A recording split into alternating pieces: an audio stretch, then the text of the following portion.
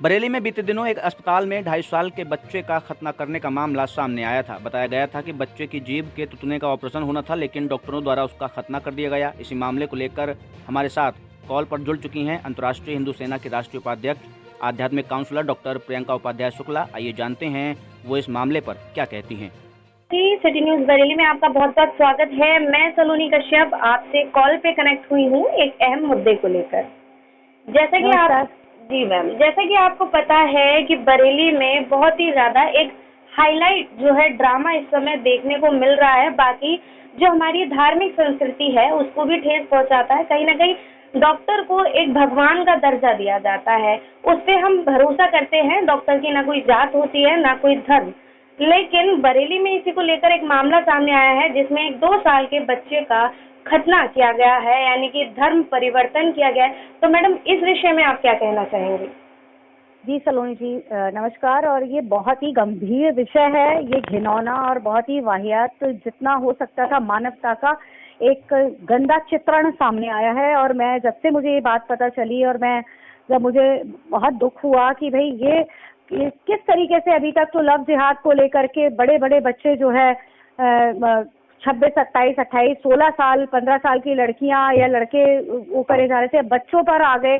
तो ये जो एक धर्म के ऊपर की लड़ाई कह लीजिए, कुछ कह लीजिए, ये जो मानसिकता घिनौनी है, एक डॉक्टर के अंदर अगर इस तरीके की मानसिकता आई है और इस तरीके की उन्होंने ये कर्म किया है, मुझे लगता है कि इससे घिनौना कोई भी वो नहीं हो सकता कि आप कहीं ना कहीं अपने पेशे से तो कर ही रहे हैं दगा, और इंसानियत से उससे भी बड़ा दगा कर रहे हैं। तो ये बहुत ही निकृष्ट कोटि की स्थितियां हमारे समाज में फैलती जा रही हैं। और मैं बिल्कुल प्रशासन और से बिल्कुल कहीं ना कहीं बहुत इसमें प्रार्थना करना चाहूंगी कि कहीं ना कहीं वो इसमें पूर्ण तरीके से इस घटना को पूर्ण रूप से इसमें मदद करें, क्योंकि ऐसी घटना दोबारा ना घटे। ये बहुत बड़ी बात है, ये छोटी बात नहीं है। मुझे लगता है ये बहुत संवेदनशील विषय है। इस पर तो मतलब कितना मन खराब हुआ होगा उनके माँ बाप का। एक आम आदमी अब क्या डॉक्टर के यहाँ जाने से भी डरेगा? अब क्या ये सोच के जाना पड़ेगा कि ये डॉक्टर हम हिंदू हैं और वो मुस्लिम है? ये तो बहुत ही मतलब प्रत्याशित घटना घट गई है।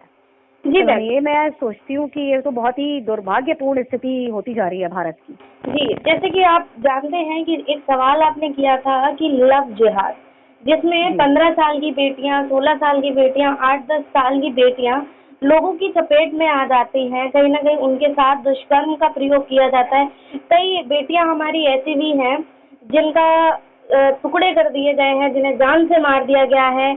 और अब ये चीज हमें देखने को मिल रही है, ये फेस देखने को मिल रहा है जिसमें हमेशा नीचे तबके के लोग जाते हैं। तो इस विषय में मैम आप क्या कहेंगी जिससे लोग जागरूक हो? देखिए, नीचे और ऊंचे तबके की बात नहीं है, यहाँ पर है एक बहुत बड़ा नेटवर्क चल रहा है। यहाँ पर जिसको फाइनेंस करा जा रहा है, बाहर से पैसा आ रहा है और बच्चों को बरगला कर, मुस्लिम ही कम्युनिटी के बच्चों को बरगला कर, छोटे छोटे बच्चों को कहा जा रहा है कि भाई 10 लाख, 2 लाख, 3 लाख, मतलब कौन सी जाति की लड़की है उसके रेट्स अलग अलग है भाई। मेरी अभी एक बहुत अच्छी अधिकारी है, उनसे इस विषय पर बात हुई हरियाणा में और कई जगहों पर। तो इसका बहुत बुरा हाल है। और हर जगह पर कोई प्रदेश या कोई इसमें वो नहीं कह सकते कि कोई विशेष प्रदेश या विशेष जगह पर स्थितियां हैं। लेकिन मैं ये कहना चाहूंगी कि इसको पूर्ण रूप से बहुत प्रॉपर तरीके से चलाया जा रहा है। पूरा का पूरा नेटवर्क फैला हुआ है पूरे भारतवर्ष में। इसकी जो जड़ें हैं उनको पकड़ना बहुत जरूरी है कि ये कर कौन रहा है, क्या कहाँ से आ रही हैं ये चीजें, कि छोटे छोटे बच्चे पैसे के नाम पर बिक रहे हैं और वो ऐसा काम करने के लिए आगे आ रहे हैं कि उनको ये कहा जा रहा है कि गाड़ी देंगे, पेट्रोल के पैसे देंगे तुमको, तुम इस लड़की को, जाट की लड़की का ये इतना लाख रुपए, पंडित की लड़की का इतना। मैंने ये तक जो है अपने सामने केसेस देखे हैं। जी। तो बहुत ही मतलब घिनौनी चीजें, ये समाज का जो रूप सामने आ रहा है, इससे क्या होगा? इससे कुछ नहीं होगा। ये सिर्फ और सिर्फ समाज का एक विकृत रूप है, क्योंकि जो आम जनता है, मेरे आप या हम जैसे जो भी लोग हैं, जो मध्यम वर्गीय लोग हैं, वो इन सब से बहुत दूर हैं। वो सिर्फ 2 रोटी कमाने के लिए और अपने बच्चों को पालने के लिए घर से बाहर निकल रहे हैं। अब उनको भी चैन की रोटी भी नहीं मिलेगी, सांस भी। तो क्या मतलब इस समाज की क्या स्थिति होती जा रही है? बड़ा दुर्भाग्यपूर्ण है। मैम हमारा कहने का उद्देश्य यही है कि नीचे तबके के लोग इसमें इसीलिए फंस रहे हैं क्योंकि उनकी फाइनेंशियल कंडीशन ठीक नहीं होती है और कुछ लोग उनको, जैसे कि आपने बताया, कि बरगला देते हैं और वो इस जाल में फंस जाते हैं। तो कहीं ना कहीं नीचे तबके के लोग ही इस चीज का शिकार हो रहे हैं। हाँ भाई, क्योंकि कहीं ना कहीं उन्हीं को बेवकूफ बनाया जा रहा है। ऐसा नहीं है नीचे तबके के लोग ही हैं, कुछ अच्छे लोग भी हैं। आपने देखा होगा कुछ इंजीनियर्स और डॉक्टर लोग, लड़के भी सामने आए हैं। जी जी जी। जो अभी कांड हुआ था, जो फ्रिज में रखे जा रहे हैं काट के, और इस तरीके के लोग, तो मतलब एजुकेटेड, ये तो एक मानसिकता दर्शाती है। मुझे लगता है कि मस्जिदों से मस्जिदों में जो भी शिक्षा दी जा रही है या जो भी वहाँ पर मदरसे चल रहे हैं, मैं ये किसी पे कमेंट या कुछ वो नहीं कर रही हूँ, लेकिन कहीं ना कहीं वो शिक्षा में कहीं तो कमी आ रही है कि एक ही कम्युनिटी बार बार फोकस्ड होकर के पूरा वहीं पर जा रहा है सबका। किसी और धर्म का नाम नहीं आ रहा, किसी और चीजों का नाम नहीं आ रहा, ईसाई धर्म का नहीं आ रहा या सिख धर्म का या कोई और धर्म का नहीं आ रहा। सिर्फ मुस्लिम धर्म के लोगों के बारे में कोई लड़का आता है, हमेशा मुस्लिम धर्म का सामने क्यों आता है? और ये जो घटना घटी, ये भी क्यों खतना क्यों किया गया उस छोटे से बच्चे का? आखिर उस बच्चे की, भाई वो गया था, उसको एक इतनी बड़ी बाधा पहले से ही थी, आपने उसके जीवन में एक और नई बाधा डाल दी। आप क्या भगवान से भी नहीं डर रहे हैं, अल्लाह से भी अपने नहीं डर रहे हैं? क्या चाह रहे हैं? कौन सी हूरों के इंतजार के लिए आप जो है ये सब कार्य कर रहे हैं? मुझे इस बात का जवाब दे वो डॉक्टर।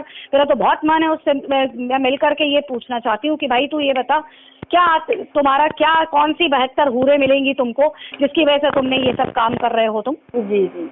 धर्म परिवर्तन करना या कराना, ये मतलब ये आदमी की अपनी सोच है ना। अगर उस किसी का मन है तो वो जिसमें भी जाना चाहता है, जिस धर्म में भी जाना चाहता है वो जाएगा जी।